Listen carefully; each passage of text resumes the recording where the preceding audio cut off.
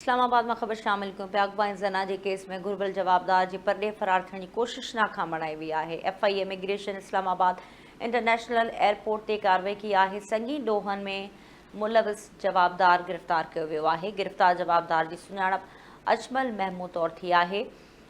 FI तर्जुमान जो चवणु आहे जवाबदार आलमी एयरलाइन ज़रिए परॾे फ़रार थियण जी कोशिश करे रहियो हो। जवाबदार अगवा ऐं ज़ना जे केस में इस्लामाबाद पुलिस खे घुर्बल हो ऐं संदसि नालो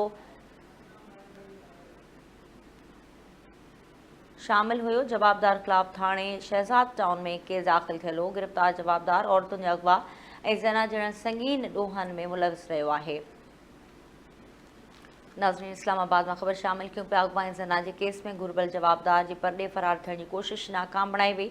FI immigration Islamabad international airport ते कार्रवाई कई आहे। संगीन ॾोहनि में मुलविस जवाबदार खे गिरफ़्तार कयो वियो आहे। इन जा तफ़सील मालूम कयूं था। ज़हीर शेख लाइन ते मौजूदु आहे। जी ज़हीर। जी FIA कराची के अंदर एक अहम कार्रवाई करने एक जवाबदार जो मुख्तलिफ़ केसिस में घुर्बल हो उनके पाकिस्तान का फरार थींदे डिपोर्ट कर छॾियो, उन्हें गिरफ़्तार कर छॾियो।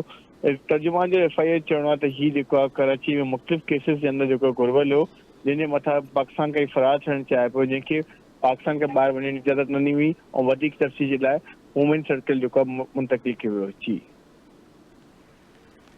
ज़हीर, वॾी महिरबानी तफ़सील आहे।